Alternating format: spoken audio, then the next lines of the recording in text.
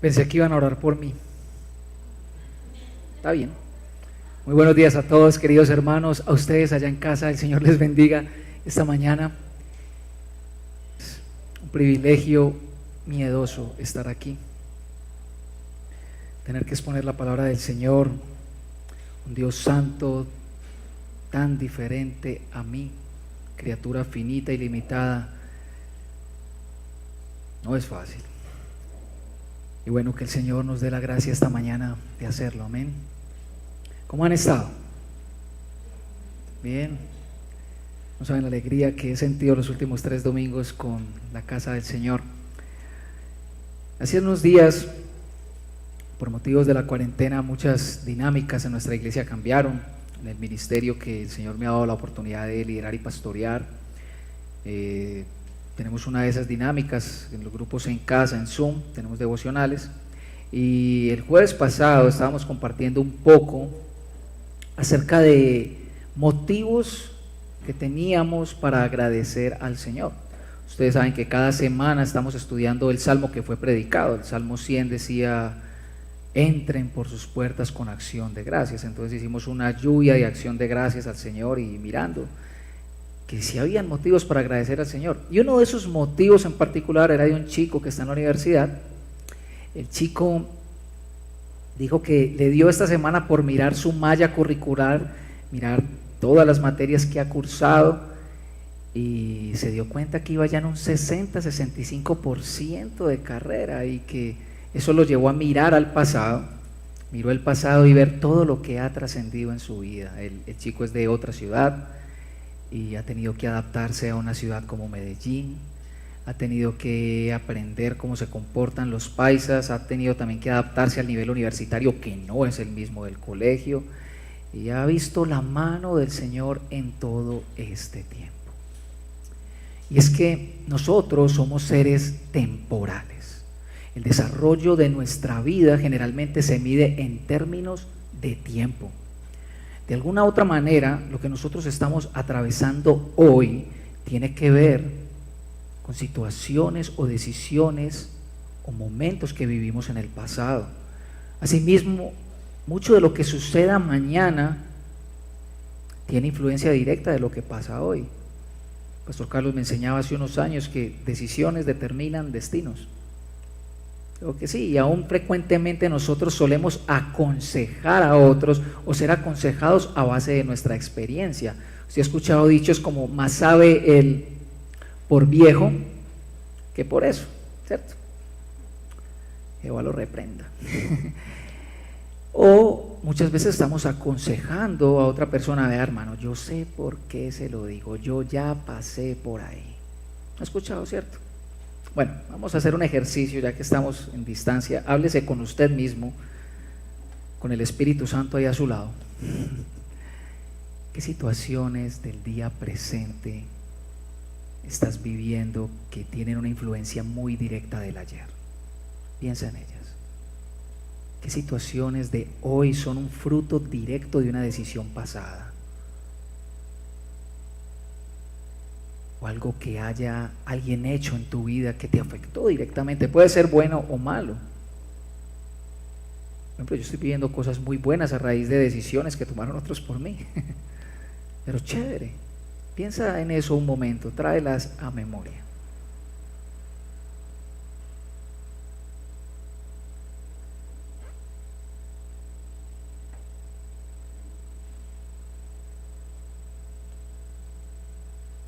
El salmo que vamos a exponer hoy hace parte del libro número 4 de los salmos. Los salmos están divididos en 5 libros, agrupados cada uno en 5 libros según diferentes situaciones. Y es un grupo de salmos muy similar.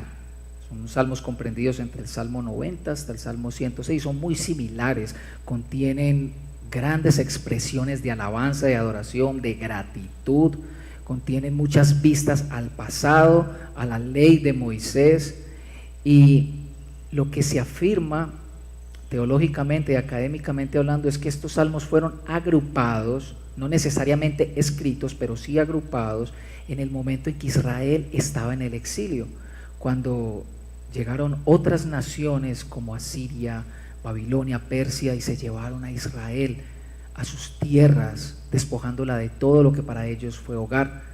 Es muy probable que este grupo de salmos haya sido agrupado, no es necesariamente escrito para ese momento. Y ellos están allí viviendo en otra nación, fruto de una decisión del pasado, su pecado. Decidieron ignorar, desobedecer, no escuchar la voz del Señor, cuando el Señor mismo les advirtió en Deuteronomio capítulos 25, 26 o 24 y 25 las consecuencias que acarrearía o escuchar su voz y acatarla o no hacerlo. Así que vamos a leer el Salmo 95 esta mañana. Y tenga eso en mente: el que leyó esto estaba lejos de su tierra. El que vivió esto estaba viviendo las consecuencias de no muy buenas decisiones en el pasado.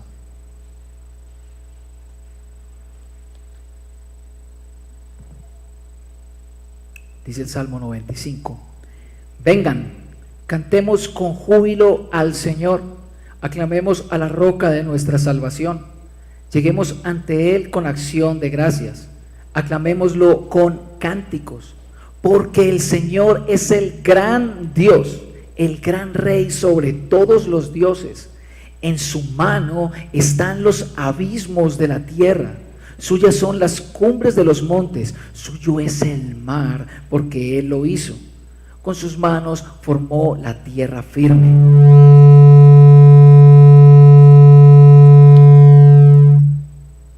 Ojalá sea el Señor. Vengan, postrémonos reverentes, doblemos la rodilla ante el Señor, nuestro Hacedor, porque Él es nuestro Dios y nosotros somos el pueblo de su prado, somos un rebaño bajo su cuidado. Si ustedes oyen hoy su voz, no endurezcan el corazón como en Meribá, como aquel día en Masá, en el desierto, cuando sus antepasados me tentaron, cuando me pusieron a prueba, a pesar de haber visto mis obras. 40 años estuve enojado con aquella generación y dije: son un pueblo mal encaminado, que no reconoce mis senderos. Así que en mi enojo hice este juramento: jamás entrarán en mi reposo. Señor, queremos pedirte que añadas mucha gracia a tu palabra hoy.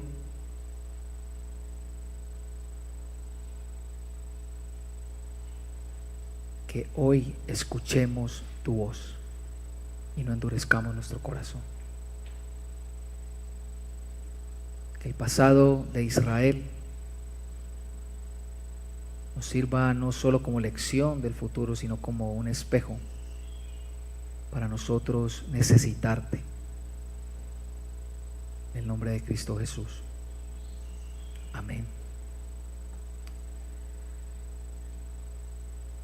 Vemos entonces que este salmo es un salmo lleno de contenido, por un contexto de culto al Señor. Es una celebración grande al Señor. Parece que hay un director de alabanza allí, más seguro que fuera el sumo sacerdote.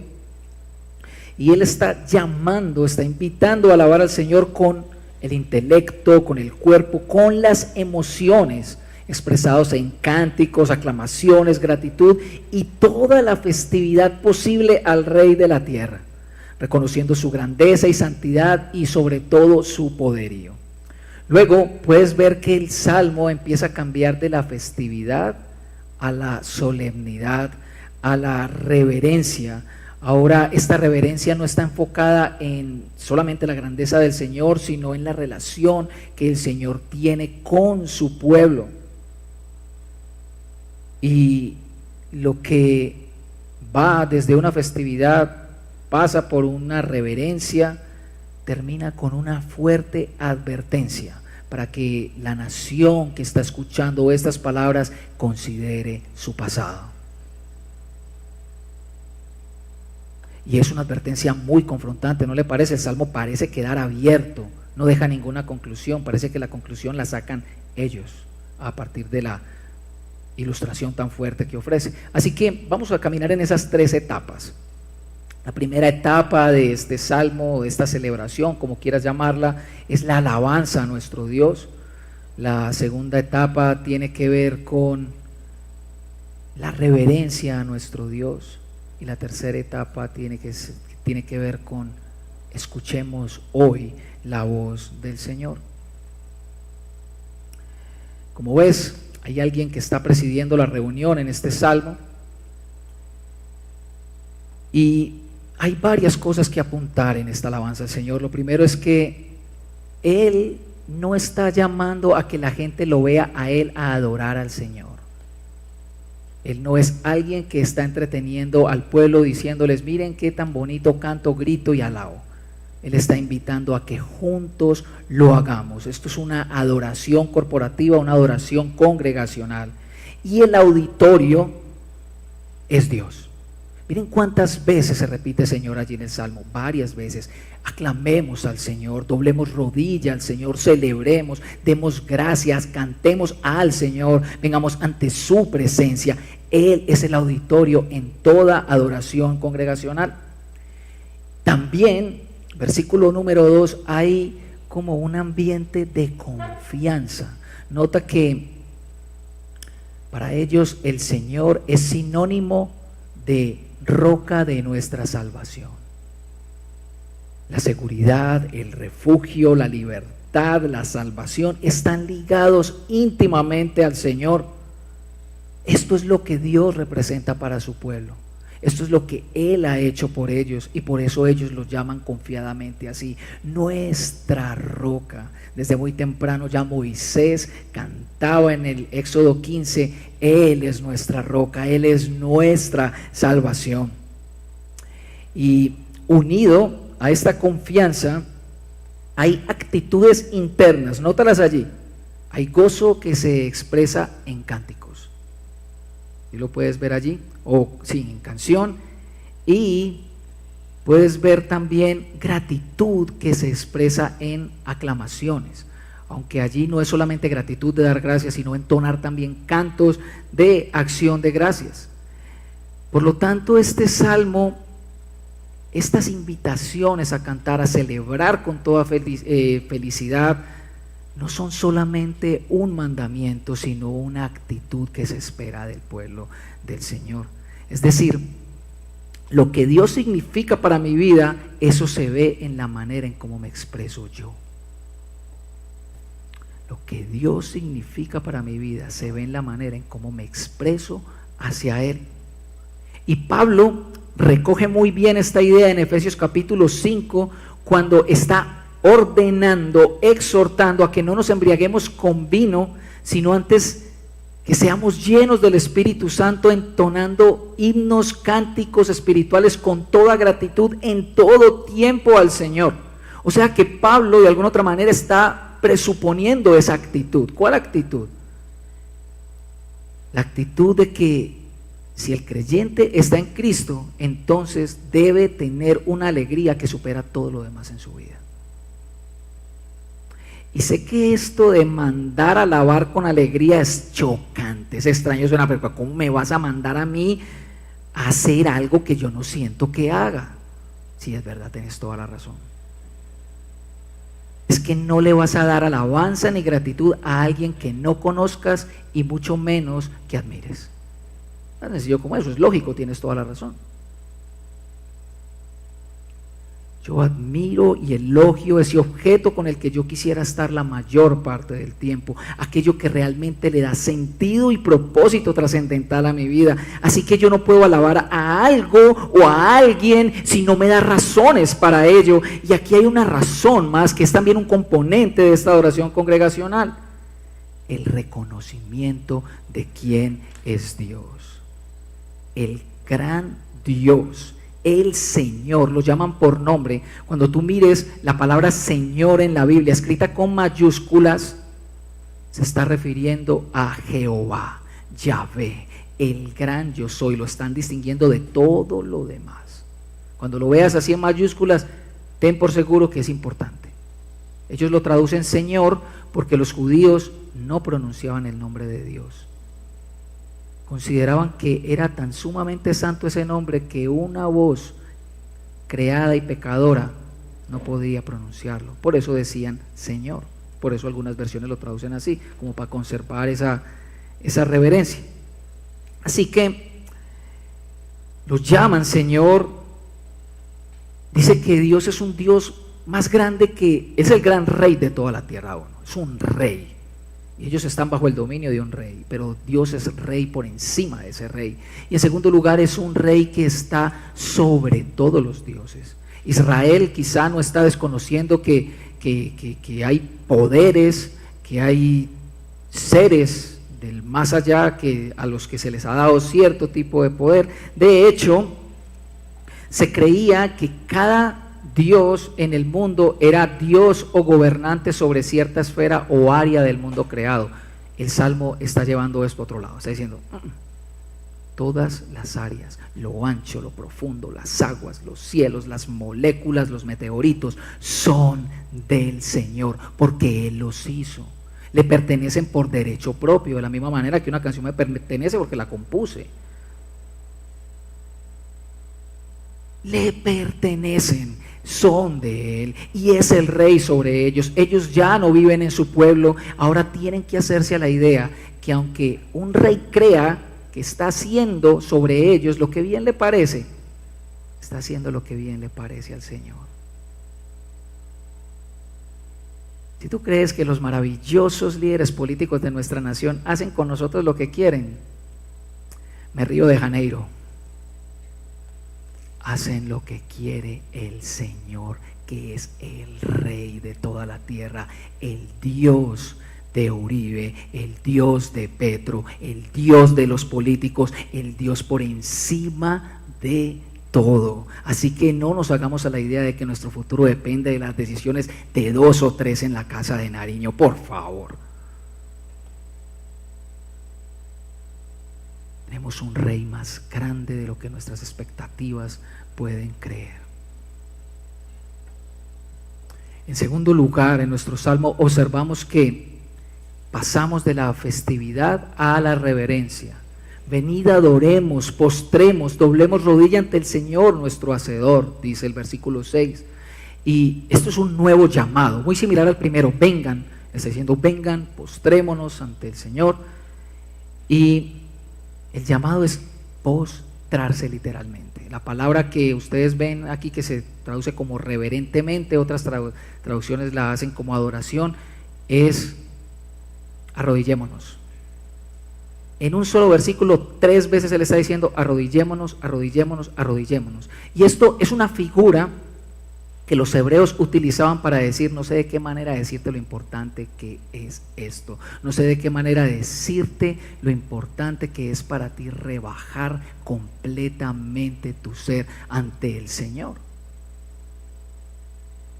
Y es que cuando tú has podido reconocer, dimensionar la grandeza del Señor, es imposible que tú no te das cuenta de tu propia pequeñez. En tiempos antiguos, postrarse ante alguien, generalmente ante un rey, indicaba un reconocimiento absolutamente consciente de lo superior que era dicha persona. Y la distinción es clara. Él también es hacedor de su pueblo. Nota cómo en la etapa pasada se dijo que Dios tenía en su mano todo y con su mano lo había hecho todo. Así también con su pueblo. El mismo Dios ha creado con su mano a su pueblo, el mismo Dios lo sustenta. Pero también en esta actitud de completa reverencia y humildad, el salmista le recuerda al pueblo que Dios tiene una relación especial con él. Es su pastor. La figura y la metáfora del pastor representa a alguien que alimenta, que dirige, que cuida y que protege un rebaño de ovejas dependientes de él. Y esta es una figura muy recurrente en la Escritura. Dios es el pastor de su pueblo. Así se lo hizo saber Jacob a José cuando iba a bendecir sus hijos. El Dios que me ha pastoreado toda mi vida.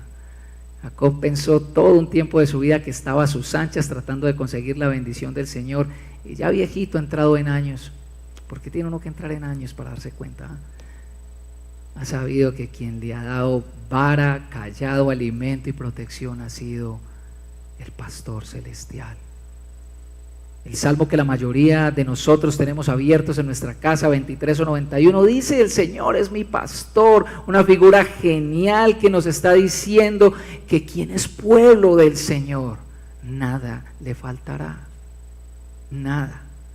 Así que vemos que en la adoración congregacional hay no solo un reconocimiento de la grandeza de Dios que nos lleva a un reconocimiento de nuestra condición como criaturas, como pueblo de Dios, ovejas que en todo depende de Él. Pero así como en la alegría requerida en la primera parte, tratándose del Señor, postrarse también es un asunto de quien ha experimentado a Dios mismo en su vida y de lo que pudo haber sido su vida si Dios no hubiese intervenido. Y esa es la diferencia entre reverencia y religión. La reverencia es producto de una relación de confianza. Yo sé quién es Dios, su poder, su juicio, pero yo soy suyo. Él es mío y me ama. En la religiosidad yo me postro por miedo.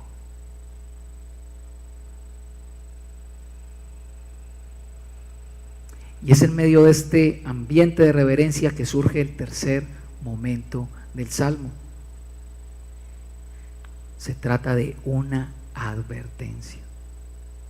Si oís hoy su voz, verso 7b, no endurezcáis vuestro corazón como en Meribá, como en el día de Masá en el desierto, cuando vuestros padres me tentaron, me probaron, aunque habían visto mi obra por 40 años, me repugnó aquella generación y dije: es un pueblo que se desvía en su corazón y no conocen mis caminos, por tanto juré en mi ira, ciertamente no entrarán en mi reposo. Así que este momento hay también un llamado, una exhortación condicional. Se trata de responder de una manera específica, no endurecer el corazón a la voz de Dios, teniendo en cuenta la historia vivida en Meribá y Masá. Y tales episodios son episodios relatados en Éxodo 17 y Números 20, son muy similares,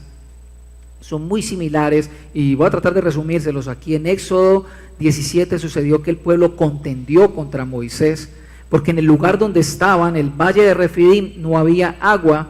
Entonces acusaron a Moisés de haberlos llevado a ese sitio para matarlos de sed, a ellos, a sus ganados y a sus hijos.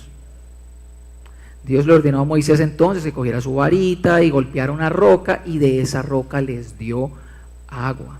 Pero es que, curiosamente, antes de ese episodio, hay un episodio antes donde el pueblo siente hambre y se queja de una manera también contenciosa, y el Señor les provee maná y codornices.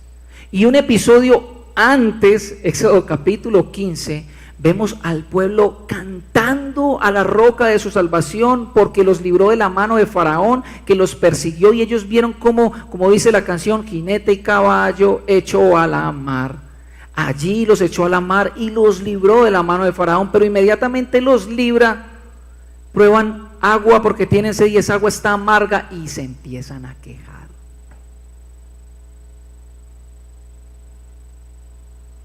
Es allí donde Dios emite una declaración asombrosa de lo que puede llegar a pasar.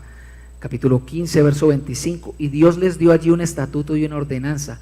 Allí los puso a prueba y dijo: si escuchas atentamente la voz del Señor tu Dios y haces lo que es recto ante sus ojos y escuchas sus mandamientos, escucha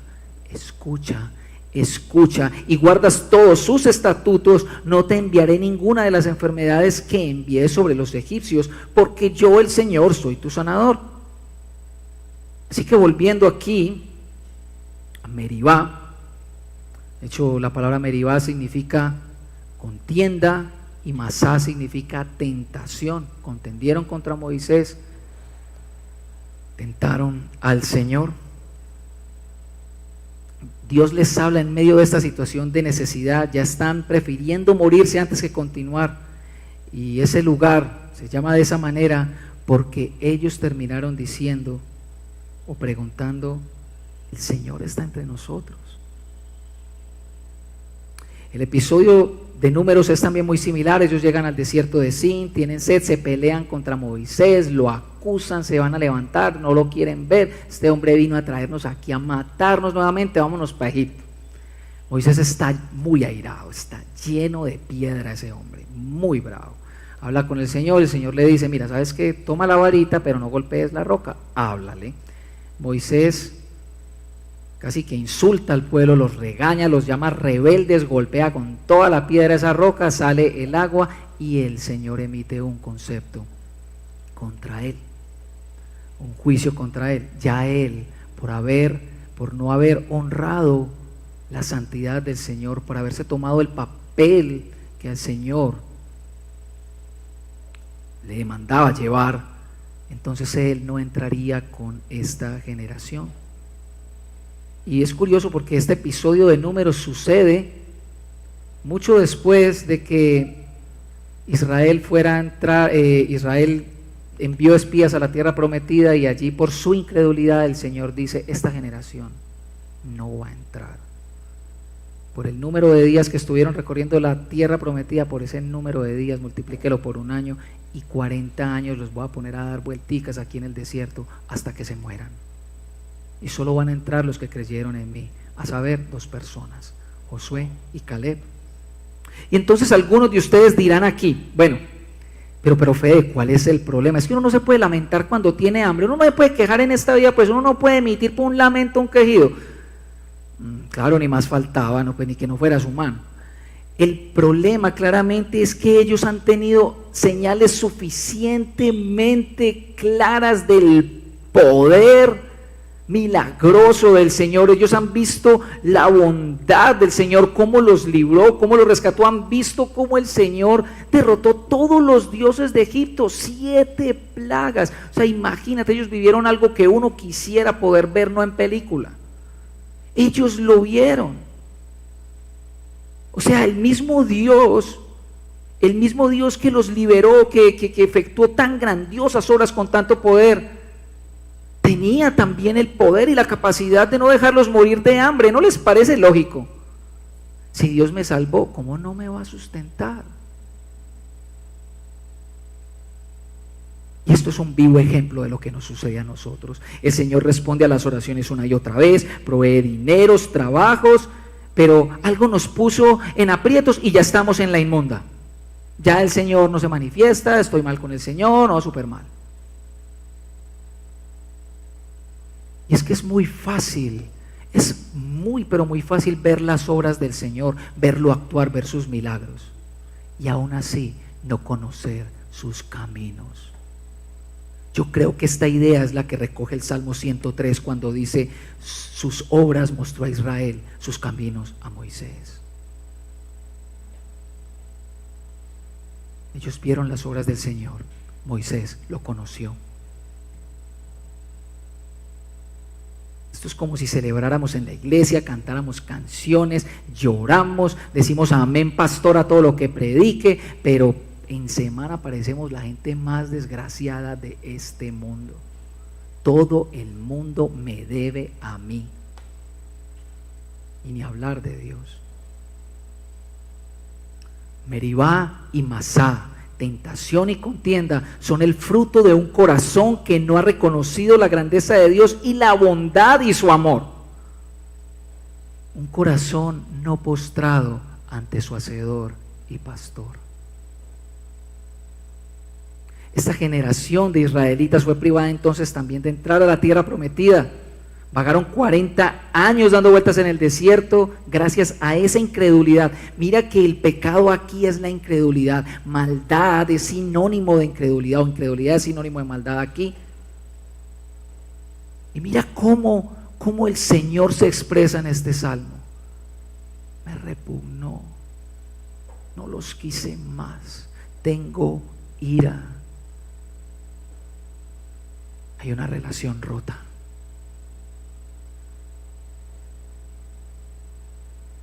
Pero hay más. Lo especial de este salmo, hermanos, es que tiene implicaciones muy importantes para nosotros, porque de hecho es el texto del Antiguo Testamento al que más páginas se le dedica en el Nuevo. Bueno, es un autor el que le dedica más páginas, 2 capítulos le dedica el autor de Hebreos a este pedacito de salmo. 2 capítulos, una cosa larguísima. Entonces yo no se lo voy a explicar porque necesitaríamos 2 predicaciones. Voy a tratar de ser lo más sucinto posible como para mirar cómo lo entendió el autor de Hebreos. El autor de Hebreos escribió dicha carta a una comunidad que estaba padeciendo por causa de su fe. Era una comunidad judía, cristiana, y estaban considerando negar a Jesús y volver a su antigua religión. Entonces el autor de Hebreos está encontrando argumentos para persuadirles que no están en el camino equivocado, que el hecho de que estén sufriendo no quiere decir que no estén dentro de la voluntad de Dios, que ellos ahora están rumbo a algo mucho más grande de lo que fue su antigua religión. Entonces viene hablando de eso y el autor cita el Salmo como algo que dice el Espíritu Santo. Cuando el autor viene hablando dice, como dice el Espíritu Santo. O sea que Dios habló en el pasado, el Dios que habló en el pasado lo sigue hablando hoy. Su palabra es viva y eficaz hoy. Lo que fue escrito allí fue escrito bajo la inspiración del Señor para seguir cuidando, protegiendo, animando y fortaleciendo a su pueblo. Entonces el autor de Hebreos cita el Salmo a fin de que tengamos cuidado de tener un corazón malo de incredulidad que nos haga apartarnos del Dios que está vivo. Se nos invita a cuidarnos de ellos, ¿sabes cómo? En comunidad. Exhórtense. Si ves al hermano pensándola 2 veces, ve ante él y dile, hermano, ¿qué te pasa? Vuelve. Hermano, estás por el lado equivocado, ven.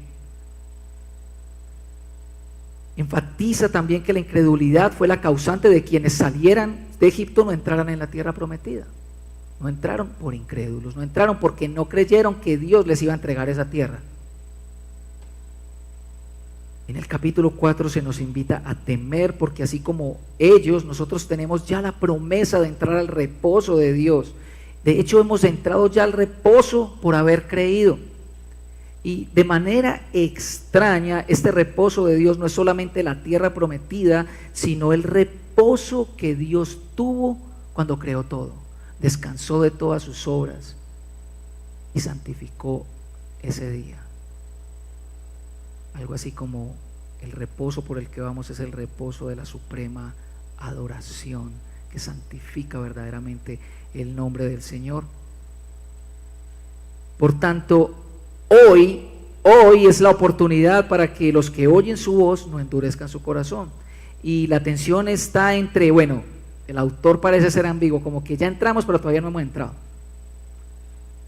Es una tensión muy linda de la Escritura que dice que nosotros ya tenemos garantizado el lugar a donde vamos, simplemente no hemos atravesado toda la puerta.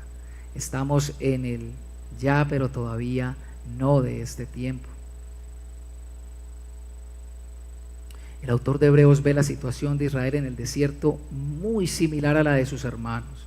Ellos ya tenían el favor de Dios, iban rumbo a la tierra que Él les daría descanso, pero para llegar allí tendrían que pasar las aflicciones y las pruebas propias de un desierto. Y de hecho se vieron tentados a volver a Egipto y decidieron volver allí nuevamente. Y los hebreos como comunidad judeocristiana querían volverse para atrás. Así que el llamado de Hebreos es: ten en cuenta este pasado, ten en cuenta que tú tienes esta tendencia también. Dicen que el que no conoce la historia está condenado a repetirla, pero yo no creo que eso sea así. Puede ser una media verdad, pero no creo que sea del todo así, porque yo creo que nosotros conocemos la historia bien y seguimos repitiéndola. Dicen que Colombia es un país que no tiene memoria. La tiene todita. 50 años de violencia 24/7 no se olvidan. El problema es que hay un corazón que quiere seguir viviendo a sus anchas. Por eso el autor de Hebreos dice que la palabra de Dios es viva y eficaz y más cortante que toda espada de dos filos, que penetra hasta lo profundo del ser, hasta discernir todos los pensamientos e intenciones del corazón. Si tú estás cansado, si eres alguien que no ha caminado el camino de la fe, que no cree, que a duras penas escuchas un sermón, estás cansado con tu quejadera, no es por lo que los demás te hayan hecho, no es porque no conozcas la historia, es porque tu corazón está duro por defecto de fábrica. Lo que te puedo recomendar es ir al Dios que ablanda todo corazón, que lo cambia. Nuestro Señor, Él te dará perdón y descanso para tu alma. Pero para nosotros hoy, hermanos, al igual que la nación de Israel, al igual que los creyentes del primer siglo, nosotros tenemos ese hoy para nosotros de nuevo. Ya hemos entrado al reposo de Dios, pero aún no terminamos de cruzar la puerta, como les dije, y mientras la cruzamos tendremos dificultades a la mano, las tendremos, pero a la puerta estará golpeando también la incredulidad para hacerte pensar que debes volver atrás si estás en el camino equivocado. Escucha hoy su voz y no endurezcas tu corazón.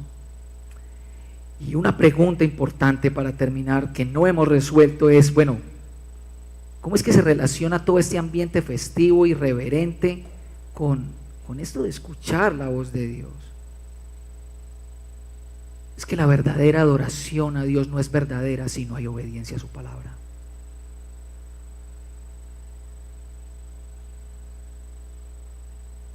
De hecho, será una simple reunión para cantar y decir, bueno, qué chévere, pero no será adoración verdadera. En este caso, la adoración verdadera es creer y confiar. Creer y confiar. La pandemia es uno de estos parajes sin aparente pan ni agua que tendremos que atravesar en el camino rumbo al reposo del Señor. ¿Vas a creer o no vas a creer? ¿Vas a recordar y reconocer que Él es el Dios de toda la tierra, el Rey sobre todos los dioses, tu hacedor, tu pastor, tu papá, que está al tanto de ti, que tiene una redoma, un maldecito donde ha guardado todas tus lágrimas, que tiene una libretica donde ha apuntado todas tus aflicciones, que te sigue clamando como en el salmo que predicó Juan José, no me acuerdo cuál es, perdónenme? Oh Israel, si tan solo me escucharas, si tan solo me escucharas y alejaras tus dioses delante de mí, yo te daría todo lo que es bueno.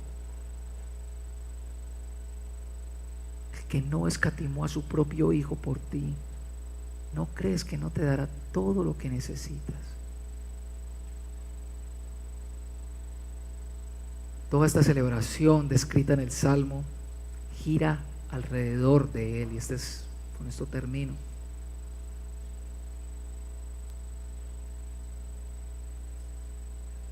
Parece que la necesidad, el clamor, la petición más grande que tiene el pueblo de Dios a Dios es por Dios. Lo explico un poco más. No hay una nevera vacía, no hay un carro sin gasolina, no hay una quincena sin sueldo que pueda superar la gran necesidad de no tener a Dios. Si Dios es el centro del culto, Él ha de ser nuestra mayor petición. No necesitamos un Dios que nos dé más fuerza, más fortaleza, que nos bendiga en X o Y trabajo. Necesitamos a Dios mismo entre nosotros. Yo quiero invitarle a que volvamos al corazón de la adoración. Este hermoso himno que acompañó las vigilias de toda mi adolescencia. Esta canción, yo viendo el pasado, recordé que que escuchaba ese CD una y otra vez hasta que lo dañé, el mismo se dañó, la grabadora lo expulsó, como que ya me tenés cansado. Lo escuchaba una y otra vez con lágrimas en los ojos, recordándome quién era lo mejor para mí en mis tiempos de juventud. Él es lo mejor para ti, iglesia. Tu voz es la fuente de tu vida y Cristo es nuestra voz hoy.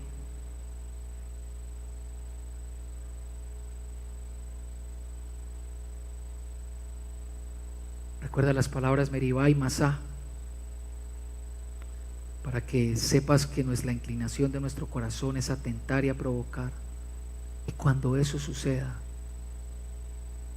vamos a Él. Vamos a Él, a decirle que Él sea todo para nosotros. Oremos.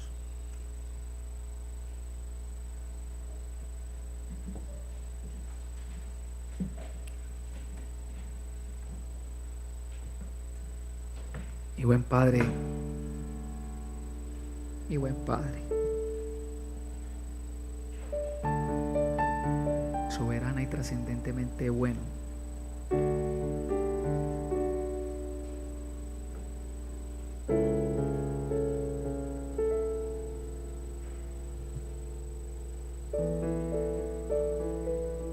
tú eres nuestro hacedor,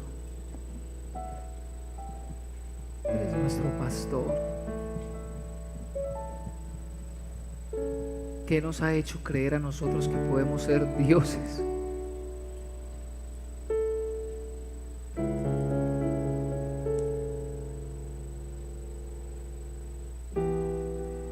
Venimos ante ti porque a través de Jesucristo tú proveíste una verdadera adoración.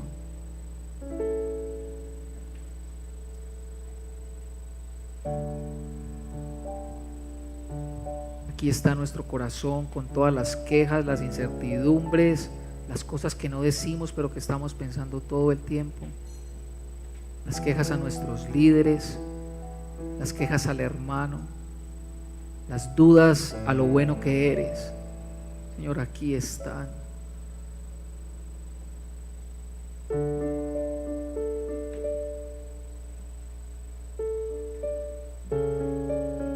Llévatelas lejos de nosotros y danos el corazón de Cristo. Danos el corazón de aquel que le dijo a Satanás: ante Dios solamente me postraré a adorar. No solo de pan vivirá el hombre, sino de todo lo que mi Dios ha hablado. Danos el corazón de Cristo, que ya nos salvó de tu indignación y de tu repudio.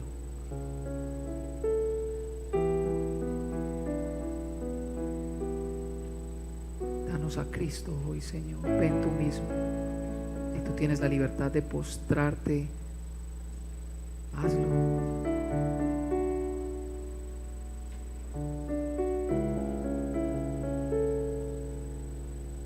Rebajemos nuestro ser ante nuestro Hacedor.